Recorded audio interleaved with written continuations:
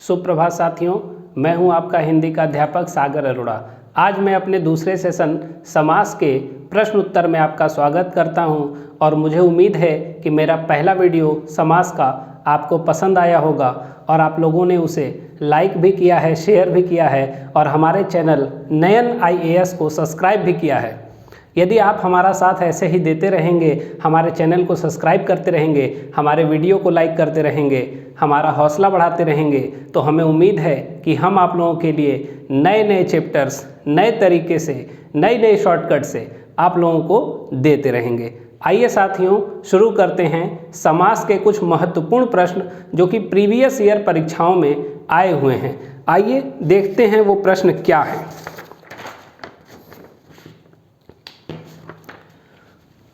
देखिए, हमारा पहला प्रश्न है, कमल नयन में कौन सा समास होगा। साथियों, आपके पास ऑप्शन है। देखिए, समास 6 प्रकार का होता है। द्वंद्व समास, द्विगु समास, कर्मधारय, तत्पुरुष,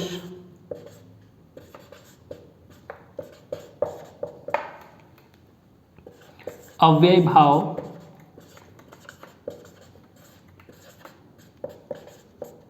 ये 5 ऑप्शन आपके पास हैं। मैंने एक कविता आप लोगों को बताई थी, द्वंद्व में और छिपे द्विगु में गणना पद आवत है, बीच में कारक चिन्ह छिपे तत्पुरुष समास कहावत है। द्वंद्व में और छिपे द्विगु में गणना पद आवत है, बीच में कारक चिन्ह छिपे तत्पुरुष समास कहावत है। अव्यय में पहला पद अव्यय, ये देखिए अव्ययी भाव समास है। अव्यय में पहला पद अव्यय, बहुव्रीहि तो अन्य बतावत है, पहला पद जाम विशेषण हो, कर्मधारय नाम कहावत है। और हमारा छठवां ऑप्शन कौन सा रहेगा, बहुव्रीहि समास।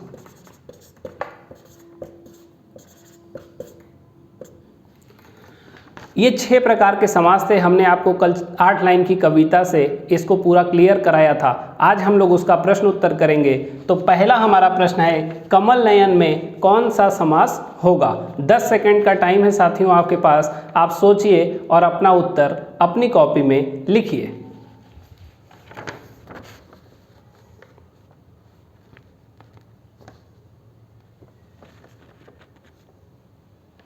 सोचिए साथियों और अपना उत्तर अपनी कॉपी में लिखिए। उसके बाद मैं आपको बताऊंगा कि कमल नयन में कौन सा समास होगा।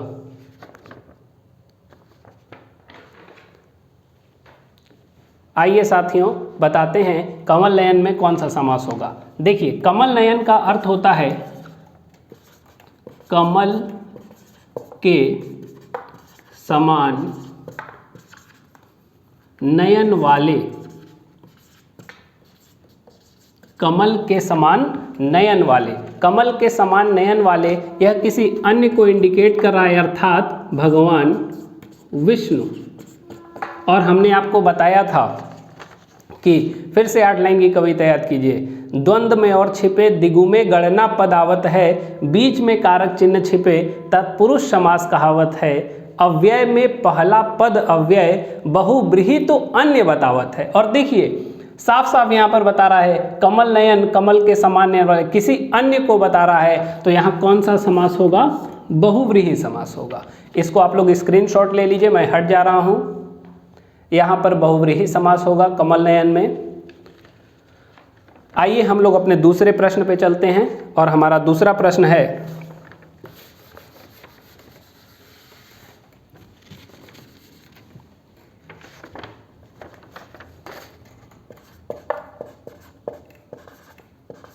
गजानन। गजानन में कौन सा समास होगा। अब आप फिर से वही काम आपको करना है, आपको सोचना है। 10 सेकेंड का टाइम है आपके पास और आपको बताना है कि गजानन में कौन सा समास होगा। सोचिए साथियों।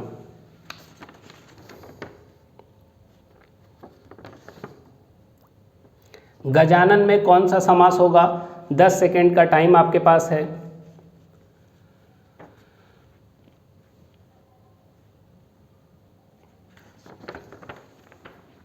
आइए देखते हैं गजानन में कौन सा समास होगा। गजानन का अर्थ है गज के समान आनन। गज के समान आनन अर्थात आनन का मतलब होता है मुख। आनन का मतलब होता है मुख। गज के समान आनन। अच्छा बताइए कि किसका मुख गज के समान मतलब हाथी के समान किसका मुख है? तो आप लोग आसानी से बता सकते हैं कि हाथी के समान भगवान गणेश का मुख है। भगवान गणेश का मुख है। तो देखिए गजानन भी किसी दूसरे को बता रहा है, मतलब गजानन का मतलब यह बता रहा है गणेश। और हमने अपनी 8 लाइन की कविता में आपको बताया था कि बहुव्रीहि तो अन्य बतावत है, तो यहाँ भी किसी अन्य को बताया जा रहा है, तो यहाँ हमारा उत्तर क्या हो जाएगा? बहुव्रीहि समास हो जाएगा। स्क्रीनशॉट ले लीजिए दोस्तों।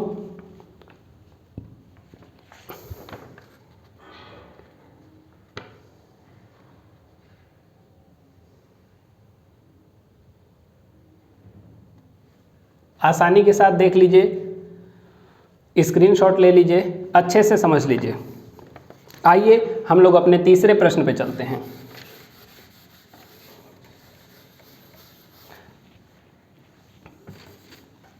हमारा तीसरा प्रश्न है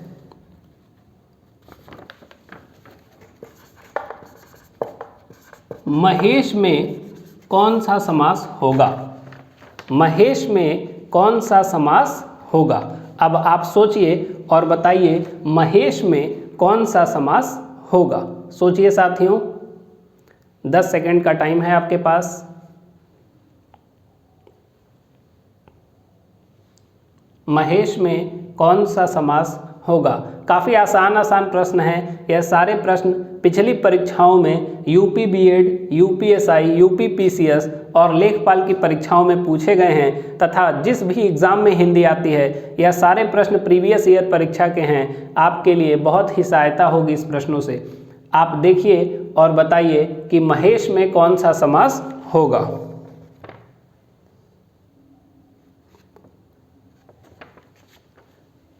आइए हम लोग देखते हैं महेश में कौन सा समास होगा। देखिए महेश का अर्थ होता है महान है जो ईश, ऐसा भगवान, ऐसा ईश्वर जो महान है, जो सबसे महान है, जो तीनों लोगों का स्वामी है। महान है जो ईश अर्थात भगवान शंकर।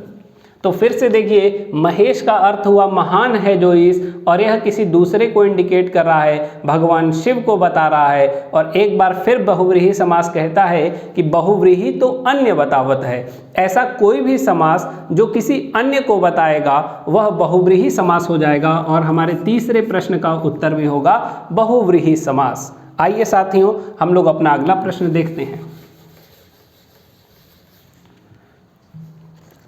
आप लोग इसे अपनी कॉपी में नोट करते रहिए और देखते रहिए। हम लोग अपना आगे का प्रश्न देखते हैं।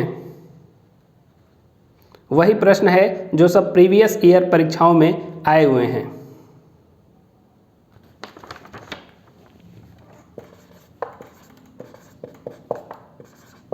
लंबोदर, ये हमारा आज का चौथा प्रश्न है। आपको बताना है लंबोदर में कौन सा समास होगा। आइए साथियों देखते हैं लंबोदर में कौन सा समास होगा। 10 सेकेंड का आपके पास समय है। आप लोग इसको देखिए, समझिए और बताने की कोशिश कीजिए। अपनी कॉपी में नोट करते चलिए कि लंबोदर में कौन सा समास होगा।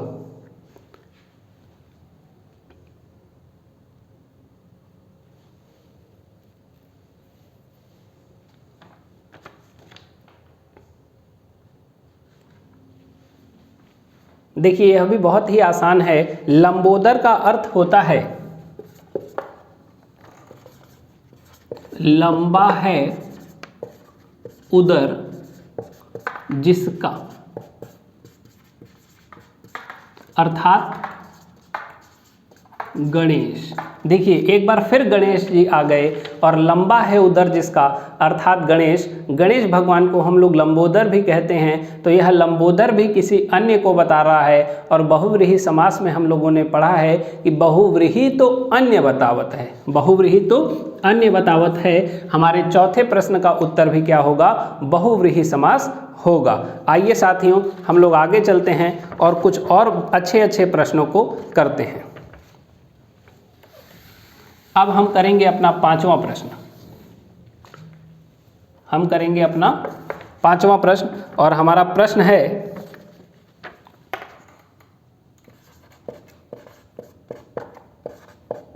माता पिता में कौन सा समास होगा? सोचिए साथियों, 10 सेकेंड का समय आपके पास है। माता पिता में कौन सा समास होगा? बहुत आसान है और प्रीवियस ईयर परीक्षाओं में कई बार पूछा गया है कि माता पिता में कौन सा समास होगा। आपके पास 4 ऑप्शन रहते हैं पेपर में, हमने आपको 6 ऑप्शन लगा कर दिया है। हमने समास के समस्त प्रकार को यहाँ पर लिख दिया है और आपको बताना है कि माता पिता में कौन सा समास होगा। बताइए साथियों।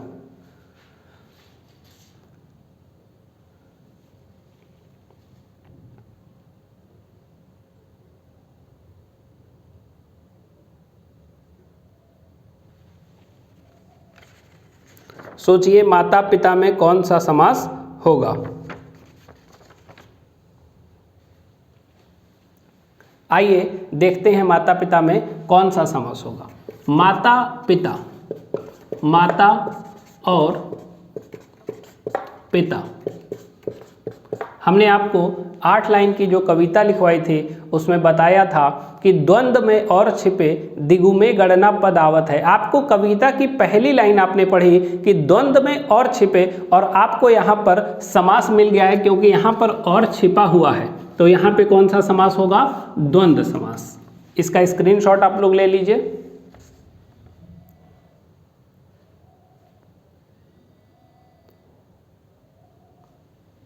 चलिए हम लोग आगे चलते हैं अपने प्रश्न पे। अब हमारा 6वां प्रश्न होगा देश विदेश। देश विदेश में कौन सा समास होगा? देश विदेश में कौन सा समास होगा? आपको बताना है साथियों देश विदेश में कौन सा समास होगा। एक बार फिर आपके लिए समय वही है 10 सेकेंड, क्योंकि यह सब छोटे छोटे प्रश्न हैं, देखते ही आपका यह उत्तर आ जाना चाहिए। तो बताइए देश विदेश में कौन सा समास होगा? 10 सेकेंड का समय आपके पास है।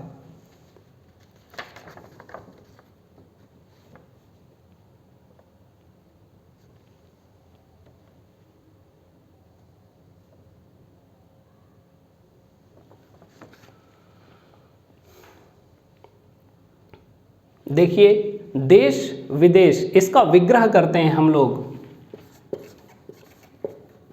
देश और विदेश, देश और विदेश। हमने आपको कहा था कि आप बार बार वह 8 लाइन को याद कीजिए, द्वंद्व में और छिपे। जैसे ही आपको यह लाइन पहली आपने पढ़ी और आपको और छिपा हुआ मिल गया, आप आसानी से बता सकते हैं कि देश विदेश में कौन सा समास है। तो दोस्तों देश विदेश में द्वंद्व समास है। हमारा 6वां प्रश्न भी कंप्लीट हो चुका है। स्क्रीनशॉट आप लोग ले सकते हैं। मैं हट जा रहा हूं, आप लोग आसानी से स्क्रीनशॉट ले लीजिए।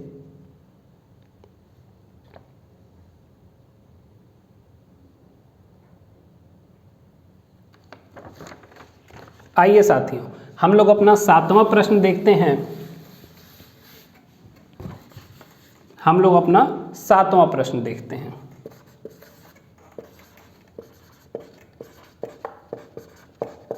महाराजा में कौन सा समास होगा?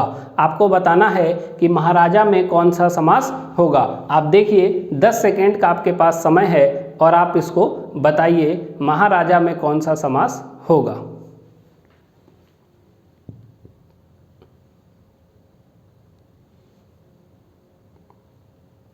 सोचिए साथियों, बहुत आसान है। 8 लाइन की कविता पढ़िए, आपको सब कुछ मिल जाएगा, समास का एक भी प्रश्न गलत नहीं होगा, यह मेरी गारंटी है।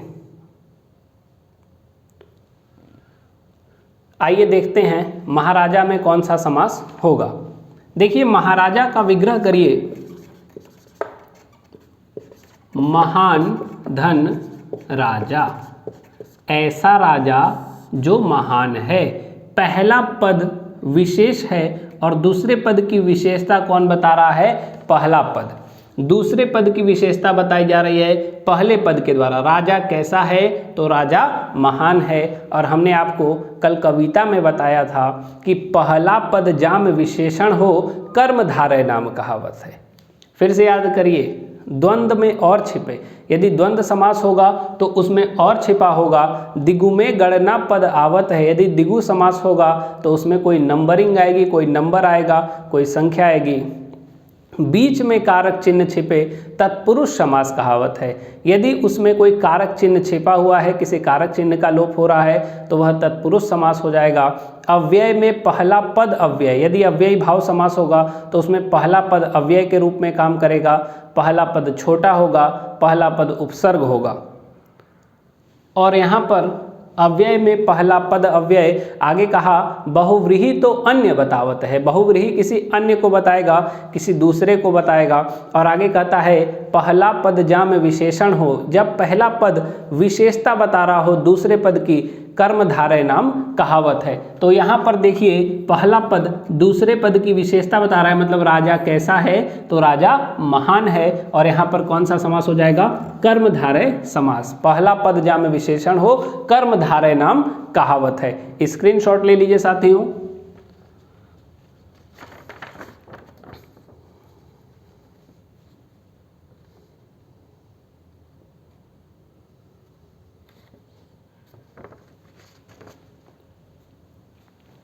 आइए हम लोग अपने 8वें प्रश्न पे चलते हैं।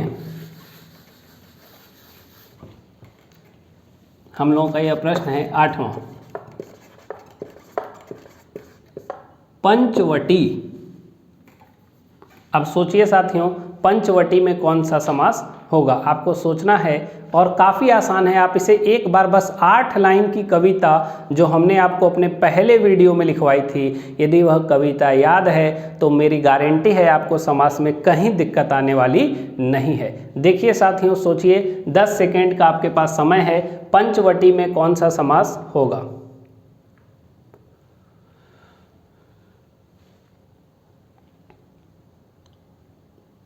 सोचिए, कविता याद कीजिए। आप अपनी कॉपी में हर प्रश्न को लिखते रहिए और यदि आपके पास इस समय कॉपी नहीं है तो स्क्रीनशॉट लेते रहिए और बाद में इसे अच्छे से नोट्स बनाकर रख लीजिए। यह नोट्स आपके काफ़ी काम में आने वाला है। आइए देखते हैं पंचवटी में कौन सा समास होगा। देखिए पंचवटी, इसमें आ गया 5।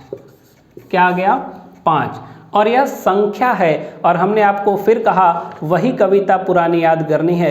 द्वंद्व में और छिपे दिगु में गणना पदावत है। आपको आगे बढ़ना ही नहीं है, आपको अपनी दूसरी लाइन पे मिल गया दिगु में गणना पद आवत है। कोई नंबर आ गया, कोई संख्या आ गई, आप तुरंत बताएंगे कि यह दिगु समास होगा, क्योंकि साफ साफ कहा दिगु में गणना पद आवत है। स्क्रीनशॉट ले लीजिए।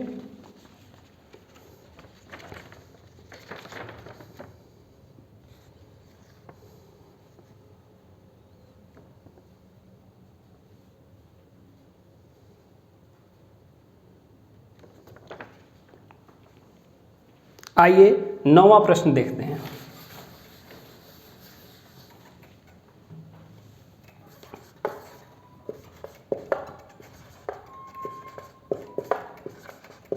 प्राण प्रिय, प्राण प्रिय में कौन सा समास होगा आपको बताना है। 10 सेकेंड का समय है आपके पास, सोचिए और बताइए।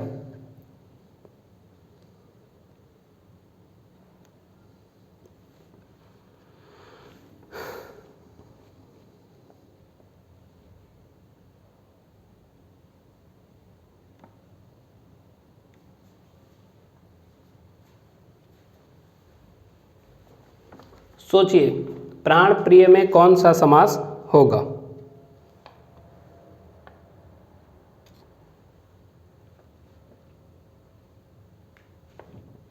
ये आपका होमवर्क है। एक प्रश्न मैं और दे रहा हूँ होमवर्क के लिए, आप लोग उसको हमें बताएंगे और इसका उत्तर हम आपको अगले वीडियो में आपको इसका उत्तर हम देंगे। अगला हमारा प्रश्न है 10वां प्रश्न।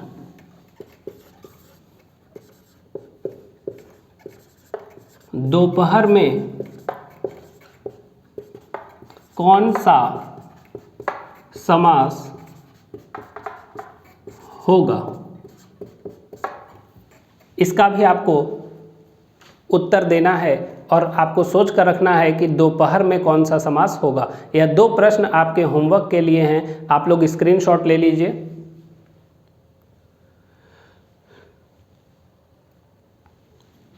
आइए, हमें उम्मीद है कि हमारा वीडियो आपको पसंद आया होगा। धन्यवाद।